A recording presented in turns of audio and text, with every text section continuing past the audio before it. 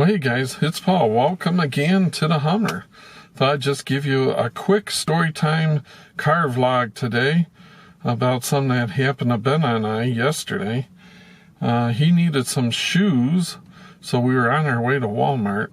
We don't usually go down this way very often unless we're going to Walmart, which isn't that often. And as you know, we've been looking for a rowboat with a low motor and all.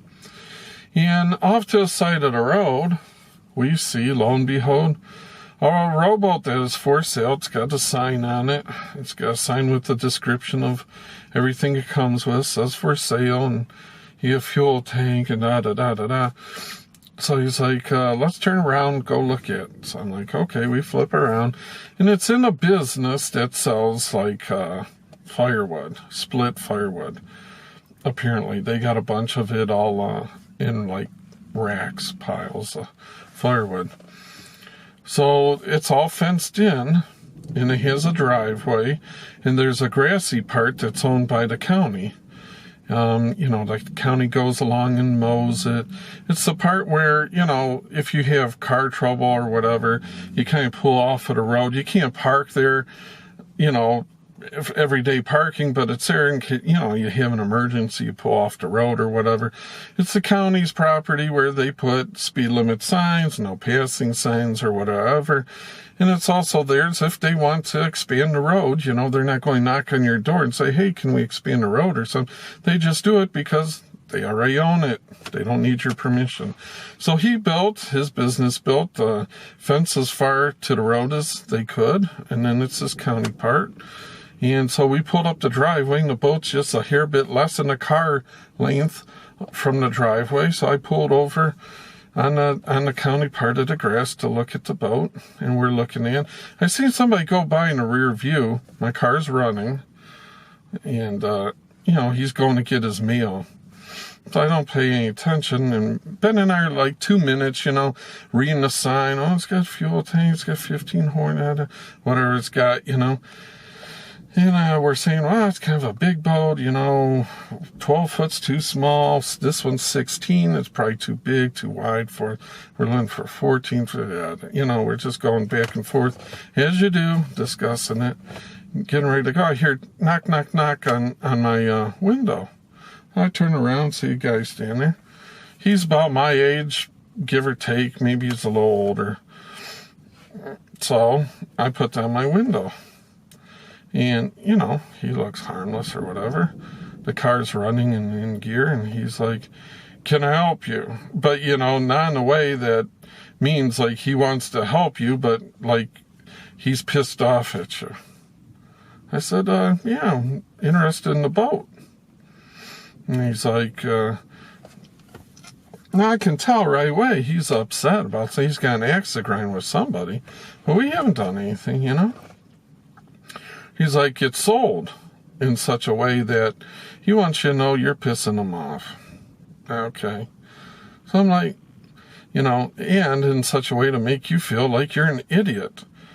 And I'm thinking to myself, okay, there's a for sale sign on it, I mean, how are we supposed to know that it's sold? So I said, okay, well, we just saw the for sale sign, So he says again, I said it's sold. And it's like, okay, this guy is a Class A1 jackass. In my mind, it's like, I'm thinking, boy, this guy, he's got a real attitude, Now, I mean, back in my younger days, and this is a different world nowadays, he doesn't know if I've got a gun. I don't know if he's got a gun. This is getting tense. I mean, back in my younger days, I probably would have said something smart-assed and be ready to go, I'm not intimidated by people. I treat everybody with respect. I treat everybody, yes, sir, no, sir, yes, ma'am, no, ma'am. That's how I was raised. Polite, respect. And I think a lot of it goes back to my younger days in the finance, There were a lot of guys that, you're a young kid wet behind the ears, and you're having to deal with multi-millionaires and this and that. It's very easy to be intimidated by people, that are clearly have more means and power than you do. And I think part of my success was I was never intimidated by people. Like old Gordon Gekko says in Wall Street, we all put our pants on one leg at a time. Your mail's the same color as mine. You know what I mean? We're all humans, whether somebody's... But anyway, so I'm not intimidated. But then again, now I'm older, a little bit more mature, and I'm thinking, I'm sorry, it's raining like cats and dogs here. There's some lightning. I'm thinking to myself, discretion is the better part of valor. In other words, you don't want to escalate a situation. So, he says, again, I said, it's for sale. I said, okay. And there's a thunder. And he says, you live around here. I'm like, okay, I'm going to give him one question and one, but I'm not going to sit here and get 10th degree or whatever they say, I'm not going to. I said, yeah, I live on the lake. All right. So then he says, well, how would you like if I came over and drove on your lawn, on your grass, or something like that? Okay, so now I said, all right, this guy's really got a beef with somebody, here we are, minding our own business. I'm in a good mood. We're looking at a boat. Obviously, we're not going to be buying this boat. I just want to go on about my day and forget about this whole thing, And so, I've got a couple choices. One, I can try to educate the guy that this is county property, not your property. There's no way in hell me being on it for literally 1 minute is going to hurt the grass, and it's grass that you don't own at all. I can try to educate. I can call the police and say, hey, would you come over here and educate this guy's giving me a hard time? But the police are just they're not going to try to teach anybody the law or who's right and wrong, as they shouldn't. They just want to get you divided, separate you guys, So they're not going to, I'm not going to waste the officer's time doing that stuff. So it's like, I took the high road. I just want to leave. I don't want to fuel this guy anymore. But, in today's world, you can't. So I said, hey, I'm sorry, but I also put it in reverse, which I had to do to get out. And I start, it's clear that I'm leaving. I don't want any more of this. And I don't want to escalate or anything, just go about your day. I'm going to go about mine. No hard, It's like, sorry. But, and I guess the whole point of me just telling this is, like when I took a class for a CCW, and I know Buzz teaches a class. But in my class in Michigan, they had a lawyer come in to talk to us. And he basically was educating us that in Michigan, if there is any way out of the situation, that is your course of action.